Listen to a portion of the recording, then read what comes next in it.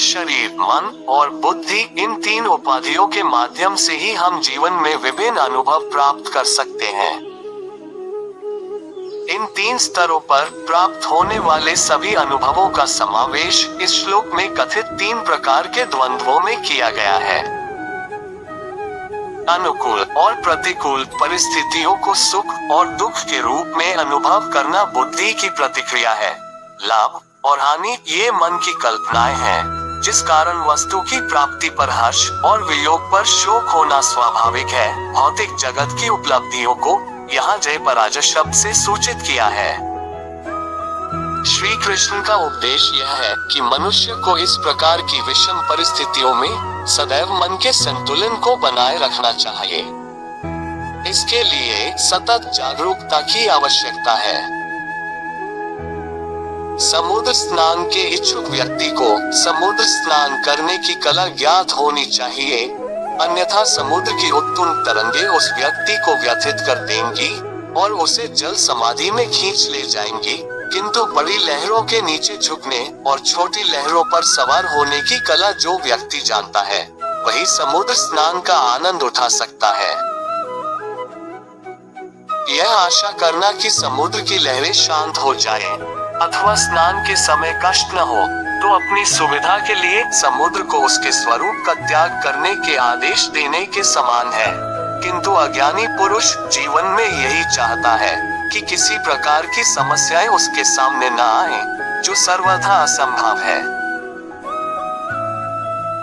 जीवन के समुद्र में सुख, दुख, लाभ, हानि और जय पराजय की लहरें उठना अनिवार्य है, अन्यथा पूर्ण गतिहीनता ही मृत्यु है।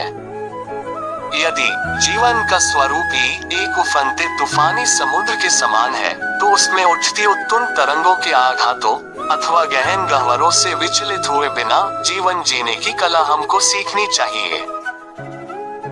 इन उठती हुई तरंगों में किसी एक के साथ भी तादात्म्य स्थापित कर लेना मानो समुद्र की सतह पर उसके साथ इधर उधर बहते जाना है, और न कि उस प्रकाश के स्तंभ के समान स्थिर रहना है, जो वहीं विक्षुब्ध लहरों के बीच निश्चल खड़ा रहता है और जिसकी नींव समुद्र तल की चट्टान पर निर्मित होती है। भगवान श्री कृष्ण अर्जुन को युद्ध करने के लिए प्रेरित करते हैं, किंतु साथ में इस समत्व भाव का उपदेश भी देते हैं, अन्यथा कर्म में प्रवृत्त हुआ व्यक्ति अनेक अवसरों पर अपनी ही नकारात्मक प्रवृत्तियों का शिकार बन जाता है।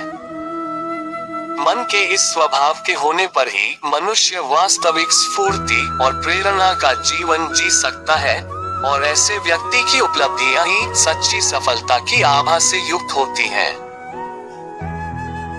यह सुविदित तथ्य है कि सभी कार्य क्षेत्रों में जो कर्म स्फूर्ति और प्रेरणा युक्त होते हैं, उनकी अपनी ही दैवी चमक होती है, जिनकी न प्रतिकृति हो सकती है और न ही उसे बार बार दोहराया जा सकता है। किसी भी कार्य क्षेत्र का व्यक्ति, चाहे वह कवि हो या कलाकार, चिकित्सक हो या वक्ता, जब अपनी सर्वश्रेष्ठ उपलब्धि या कृति प्रस्तुत करता है, तब वह सर्वसम्मति से प्रेरणा का कार्य ही स्वीकार किया जाता है।